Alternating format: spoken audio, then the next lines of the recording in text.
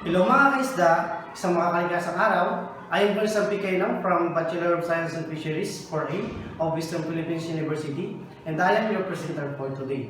So in this juncture, I'm going to present my study entitled Understanding Household Food Insecurity, Diet Diversity, and Mental Health of Coastal Communities in Visokay Island, Cuyo, Palawan. So for our introduction, household food insecurity is defined as the lack of capability to produce food and to have access by all people at all times to enough food for an active and healthy lifestyle.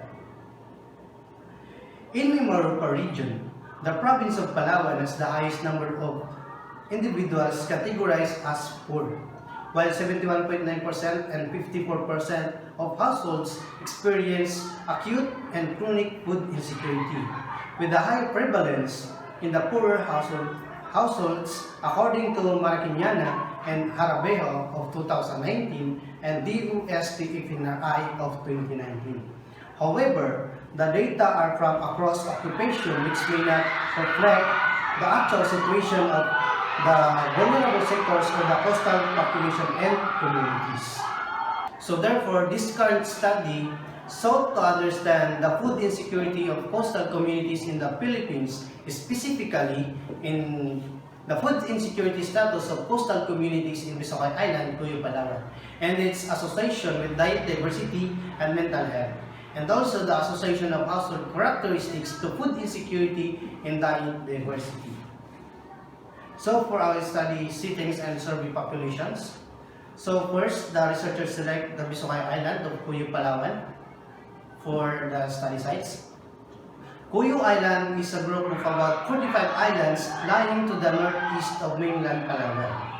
It is a port income class municipality with 17 barangays, where majority of those barangays are coastal and island barangays. From that, 3 barangays were selected as study sites. These are Barangay Balading, Caborian, and Fonda. These 3 barangays comprise the Visokay Island. So this current study is a part of a bigger study conducted in 5 project sites in province of Palawan. These were Araceli, Taytay, and Puerto Princesa Eastern and Western Barangay. To determine the appropriate number of participants, a sample size calculation was performed using an Open EP software version 3.01.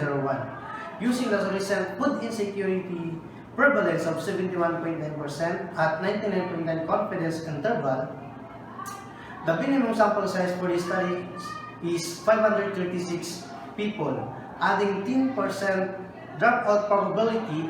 The total sample size needed for this study is around 590 people. To ensure that the coastal population of Cuyo is well represented, the percentage of the population select as is 20% of the total sample of each proposed project sites. This means that around 120 persons serves as a participant were select in Cuyo, which was further divided into 3 barangays. So these are the common or the typical households in our study sites. So for our data, first, for the household food insecurity, so here we use the household food insecurity axis scale score to measure the food insecurity in terms of access. This was a study used in the study of Kuwait et al. In 2007. So next, those questionnaire or the HPS questionnaire has a 9 severity of food insecurity. So first, the respondents was asked a occurrence questions. If they answered yes, we do a follow-up question, which is the frequency of occurrence question. Here we ask if how often that food question or food insecurity severity question happened in their past month of living. So the minimum score here is 0, which is could be result into food security, and the maximum was 27. So here, if the household collect or the household food insecurity active scale score was high or about 27 or something lower than that, this means that household has a severe of food insecurity. So a prevalence was further categorized into mildly food insecure, moderately food insecure, and severely food insecure. So for our data number 2, we use the household dietary diversity score of Soindel and Belinsky for us to measure the household food access in terms of diet diversity. So here there are 12 food groups, and these household diet diversity categories was divided into low, moderate, and high.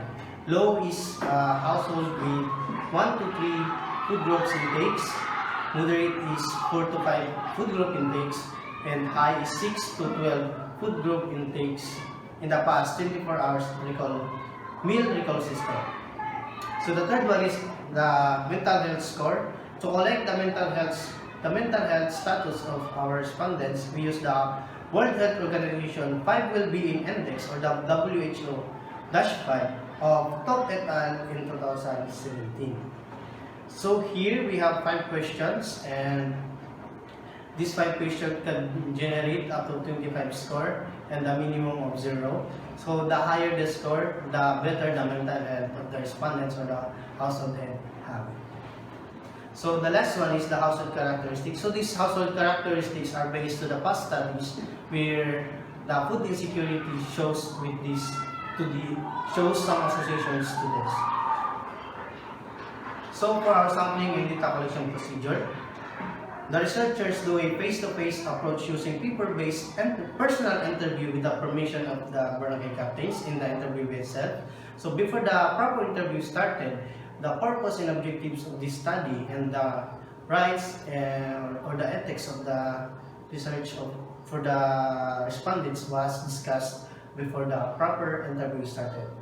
So we purposefully conduct this study between last week of November until mid of December to prevent or avoid the special holidays like All Souls and All Saints Day and first week of November, the Christmas and holiday seasons in last week of December, where household has a unusual dietary patterns that could affect our data.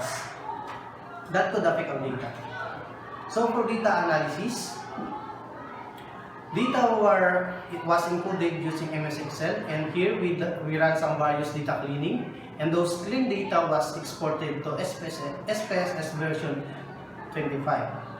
So in SPSS version 25, we do a descriptive data analysis to summarize and group data meaningfully.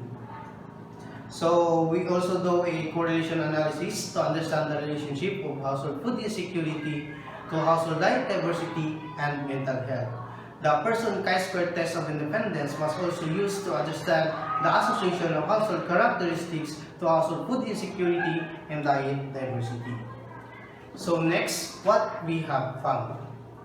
So in Kuyu, the data shows that, or the person's correlations analysis shows that the household food insecurity access scale score was negatively correlated to household diet diversity score and mental health score, suggesting that the more the food insecurity access scale score higher, the more the household diet diversity is getting low. So for us to understand that, so the more the household food insecurity, the more that household has a food insecurity, the more the lessen the food group of household intake, and also could result in low mental health score. However, in that person correlation analysis, only the household food insecurity and mental health shows a significant correlations. In addition to that, In Visokay Island, we found out that the mental health score here was high, with a minimum score of 10 to 25. Also, the dietary diversity or the food intakes or food group intakes in Visokay Island was found as moderately with 4 to 5 or 4 to 6 food group intakes in past 24-hour systems. So the chi-square test of association between household characteristics and food insecurity and diet diversity shows that household characteristics was not associated to diet diversity, meaning that regardless of the household characteristics this could not directly affect the household diet diversity. However, the household characteristics shows that the household structure was associated to household food insecurity. This suggests that the concrete households or those concrete homes are mostly food insecure, and those household with light materials could be a food insecure. Lastly, the household food insecurity in terms of access in Visokay Island, Cuyo, Palawan was found as high with 73%.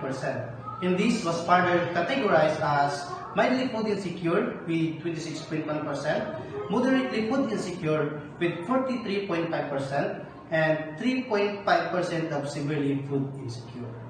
So for our conclusion, therefore the researchers conclude that the household food insecurity was negatively correlated with diet diversity and mental health. However, only the relationship of food insecurity and mental health shows a significant correlation. The chi-square test of independence showed that the household diet diversity was not associated with household characteristics, and however, the household structure was the only household characteristic shows an association in household food insecurity. So in general, Visokay Island, Cuyo, Palawan, food insecurity, diet diversity, and mental health was categorized as mildly food insecure, moderately diet diversity, and high mental health. So for our recommendation, so the researchers recommend further studies with other season of the year, which is the habagat.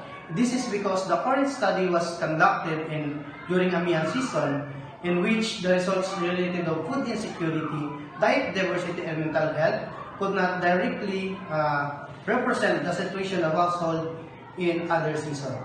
Also, further study with bigger sample population to generate more reliable and transparent data pertaining to food insecurity status, household diet diversity, and mental health of Cuyo, Palawan.